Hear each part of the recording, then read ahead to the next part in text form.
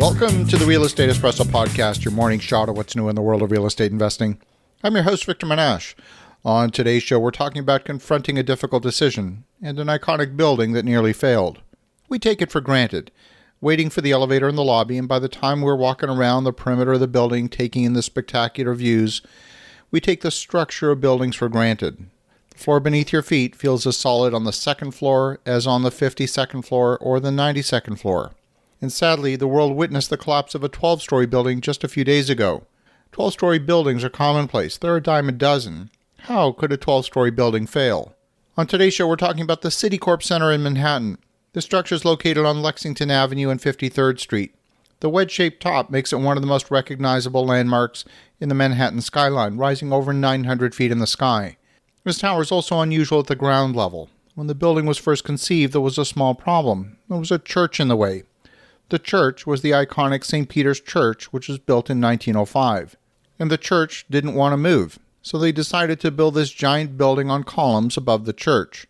The original idea was to put one column in each corner of the building and then a single column in the center, but there was a problem. One of the corner columns would have occupied the same space as the church, so they tried another approach. What if they maintained the center column and put a column in the middle of each side of this square tower?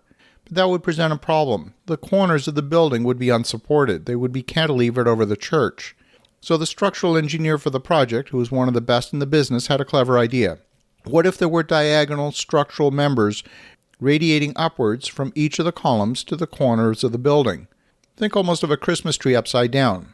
Well, it turns out that an undergraduate engineering student at Princeton University took on a thesis project to examine the same structure, the Citicorp Center. In her analysis of the tower, she found what she thought was a problem. The engineering student was Diane Hartley. Not only did she do her thesis, the folks at Citicorp allowed her to tour the building.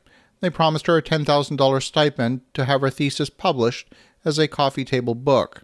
One of the features of the tower was something called a tuned mass damper, and that damper sways with the wind in order to counteract the acceleration of the building when the wind blows. This would significantly reduce the weight of the structure. When Diane Hartley was unable to reproduce the exact same calculations, she contacted the original engineer on the tower and asked him about her findings. When the engineer heard her analysis, he had a realization that he had missed a particular test case. The building was opened in 1977 and was in the middle of its lease-up. In March of 1978, she analyzed the wind loading of the building, compared the results with the original design calculations. Almost all of her calculations matched the calculations, except for one.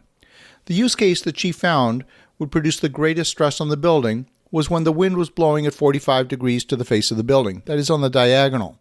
The original calculations had assumed the strongest wind conditions would be when the wind was directly on the face of the building, and she found under those conditions the wind load of only 70 miles an hour might be enough to topple the building. Because of the size of the building and the size of the neighboring buildings, a failure of the Citicorp Tower had the potential to kill tens of thousands of people. The problem was those diagonal supports were showing much higher stresses than the original design calculations. The engineer was William LeMessurier. LeMessurier realized his error. Those diagonal members were assumed always to be in compression due to the weight of the building, but when the wind blows, some of those diagonal members could actually be in tension, and those diagonal members were bolted together with steel bolts. When those supports were in tension, the bolts could shear, and the building had the potential to fall over. The first phone call was to his lawyer, and the second phone call was to his insurance company. They put together a plan to weld all of those diagonal joints. They put together a team of hundreds of welders, who then, over the span of 3 months, were working at night when the building was empty.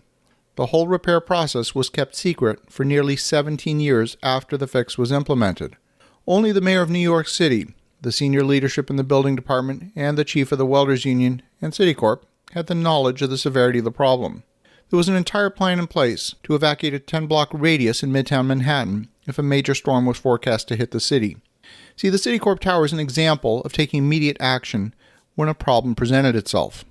If you contrast the Citicorp Tower with the recent collapse of a 12-story tower in Surfside just north of Miami Beach, there were problems with salt water regularly flooding the parking garage during high tides. The sump pumps could not keep up, and they would fail regularly. The repairs that had been done over the years were not structural, they were strictly cosmetic. They would patch over cracks in the concrete. they would try and inject epoxy into cracks to prevent water intrusion. But of course, when the water's coming up from below, you can't get into those cracks. And the engineering report from 2018, warning of structural failure of the pool deck and of the garage, was never acted upon in 3 years. We don't know if that was the exact cause of the failure of this building, but what we do know is there's a building on the ground and over 150 people still missing. I'm going to go out on a limb here and predict that when the root cause of this particular failure is discovered, it's going to come down to one simple thing, and that's a failure to confront a difficult decision. As you think about that, have an awesome rest of your day. Go make some great things happen. I'll talk to you again tomorrow.